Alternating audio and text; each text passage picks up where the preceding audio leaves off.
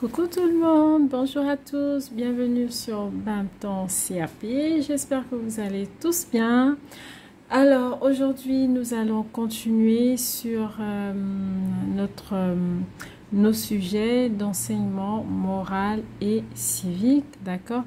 La précédente vidéo nous avons travaillé un document d'enseignement moral et civique. Pour ceux qui découvrent la chaîne pour la première fois, juste un petit rappel, c'est que pour cette épreuve, d'accord, nous avons 8 documents. Alors, il y a 2 d'histoire, 2 de géographie et 4 documents pour l'enseignement moral et civique. Alors, nous avons déjà travaillé un document en histoire, un document en géographie, un document en enseignement moral et civique.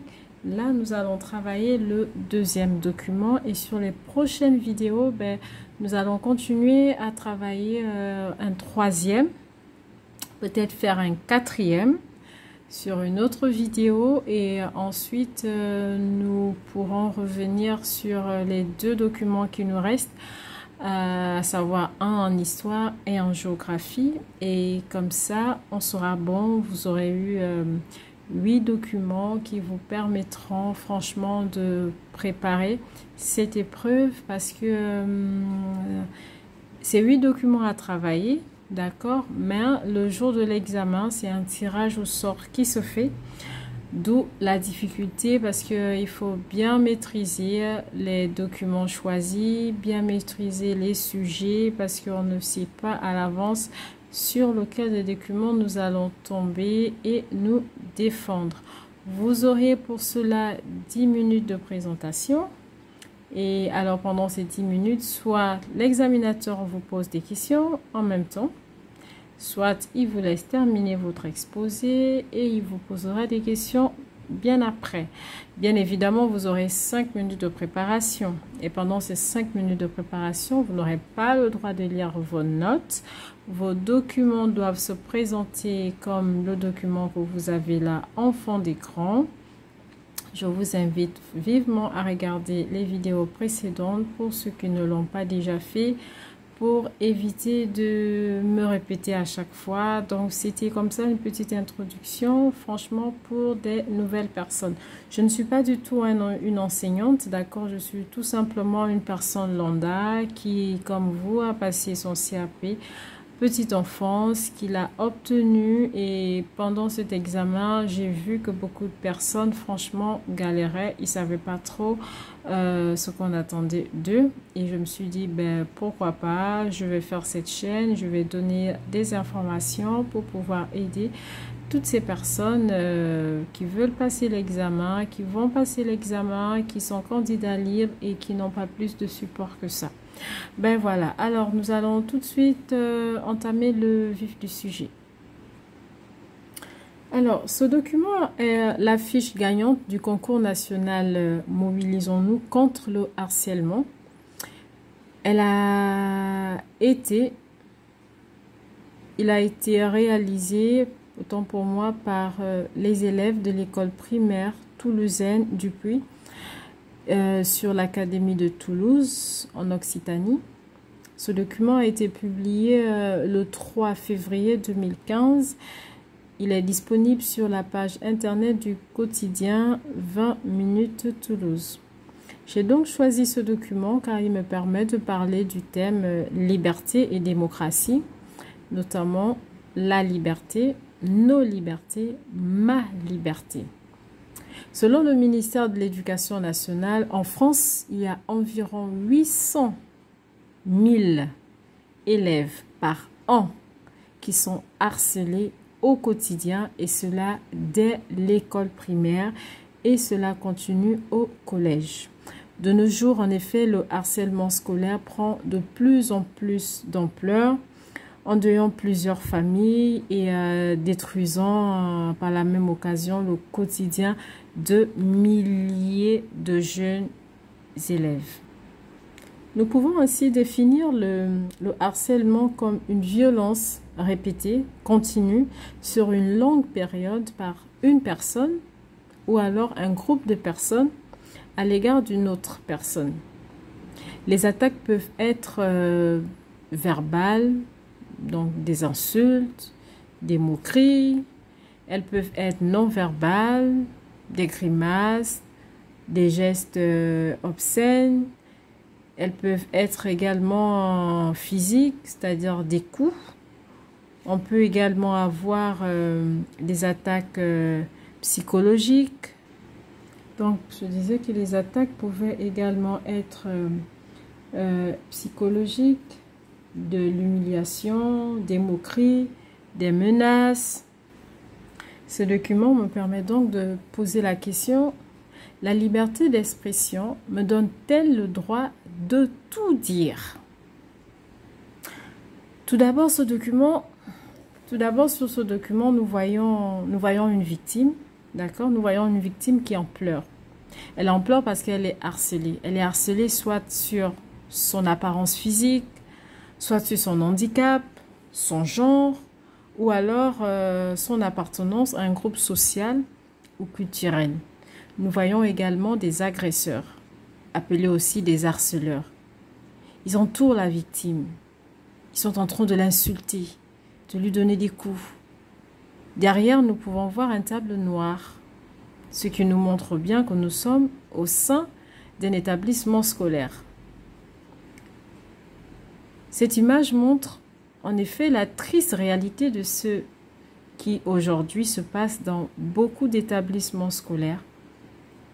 Et on peut noter que pour les parents et les enseignants, en fait, le harcèlement est un phénomène difficile à distinguer et à excusez-moi, je vais y arriver. Alors, c'est un phénomène difficile à distinguer et également à diagnostiquer, d'accord? Parce que ce n'est pas toujours visible. Le parent a souvent l'impression, en fait, que c'est une simple dispute entre ados, c'est l'adolescence et qu'au final, ça va passer.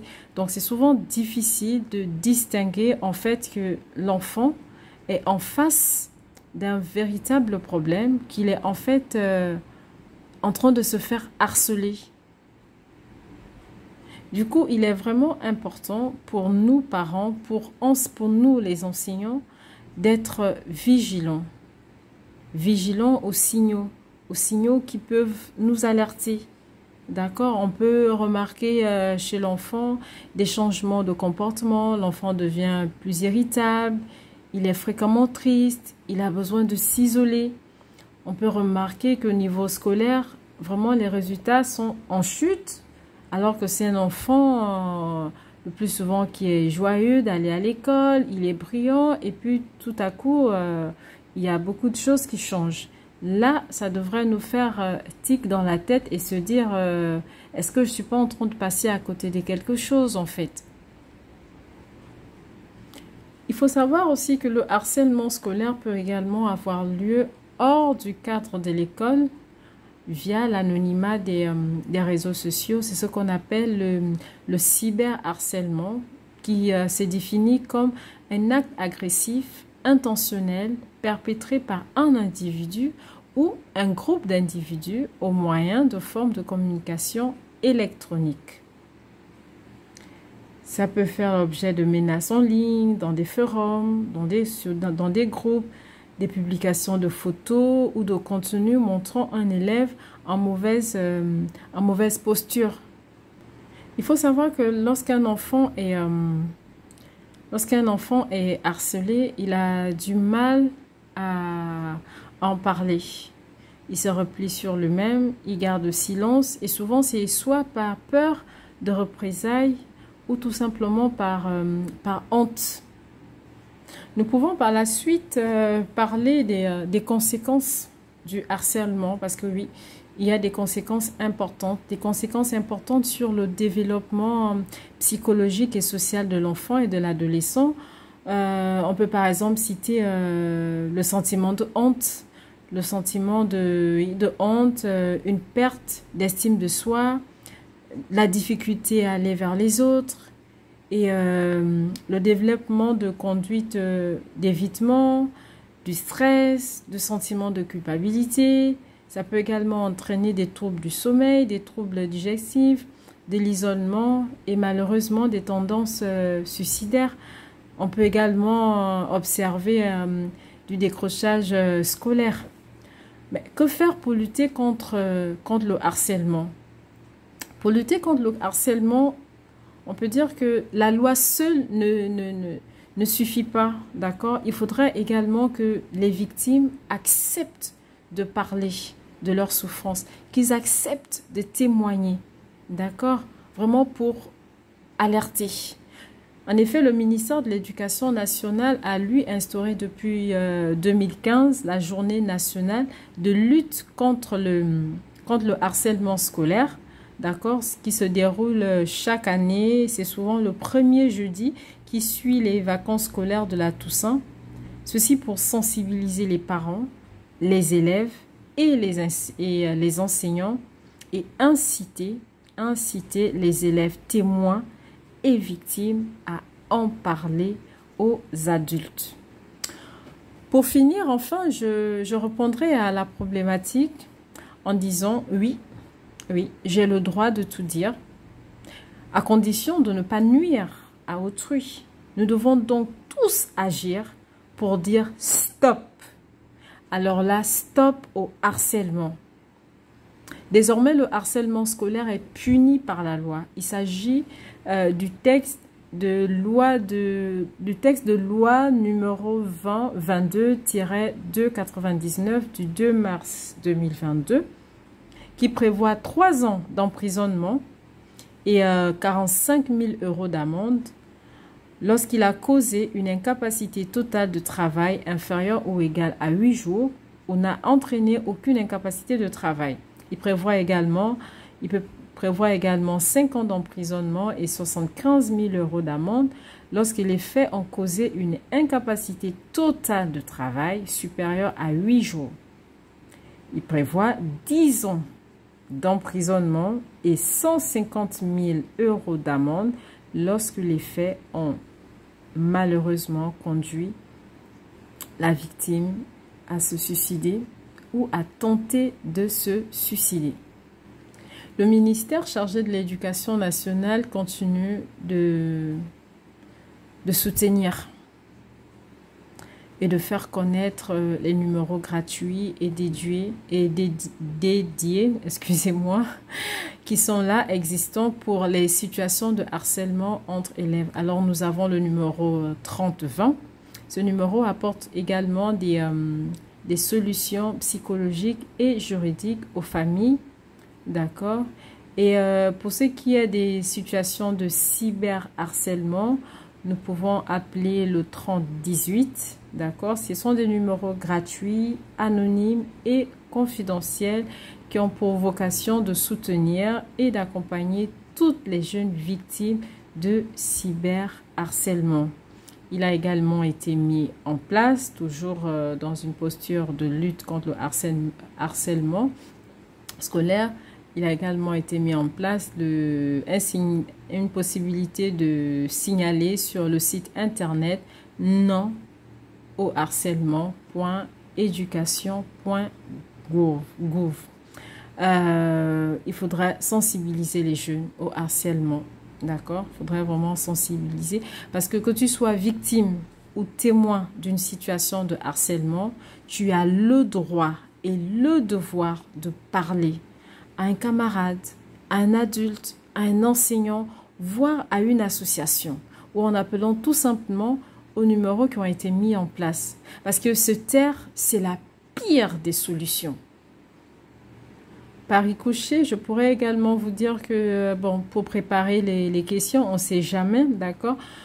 Essayez de chercher aussi les autres types de harcèlement, hormis le harcèlement scolaire. Ça peut être, je dis comme ça peut aussi être une question. On peut vous demander à savoir, hormis le harcèlement scolaire, quel type de harcèlement existe-t-il? Est-ce que vous en connaissez? Donc, allez-y quand même faire une petite recherche dessus. Alors enfin, pour conclure, oui, je pourrais dire oui, je suis libre de m'exprimer, mais ma liberté s'arrête où commence celle de mon prochain. Nous pouvons donc dire que ce document met en avant un fléau mondial qui est le harcèlement en milieu scolaire. On peut faire le lien ici avec le programme d'histoire, à savoir l'affirmation démocratique qui repose sur la Déclaration des droits de l'homme et du citoyen de 1789 qui dit dans son article 11 « La libre communication des pensées et des opinions est un des droits les plus précieux de l'homme. Tout citoyen peut donc parler, écrire, imprimer librement, sauf à répondre de l'abus de cette liberté dans les cas déterminés par la loi. » Voilà, je pense que j'ai un peu fait le tour. Donc, je pense avoir fait le tour, d'accord? Je vais m'arrêter là pour cette présentation. C'est un petit exemple. Après, à vous de choisir votre document, je sais pas, votre sujet. Sauf qu'il faudrait toujours rester dans les thèmes. Je vous remets comme ça, pour ceux qui arrivent pour la première fois, les différents thèmes sur lesquels vous devez travailler pour préparer vos 8 documents d'histoire, géo et d'enseignement moral et civique. Alors, cette présentation est maintenant terminée. J'espère que le contenu va vous aider. Si c'est la première fois que tu tombes sur ma chaîne et que le contenu te plaît, je t'invite à t'abonner. N'oublie pas de me mettre un pouce bleu, cela me ferait bien plaisir. Et moi, je vous dis à très bientôt pour une prochaine vidéo. Je pense que nous allons continuer sur un autre sujet d'enseignement moral et civique. Alors, à bientôt, au revoir et merci à tous. Au revoir.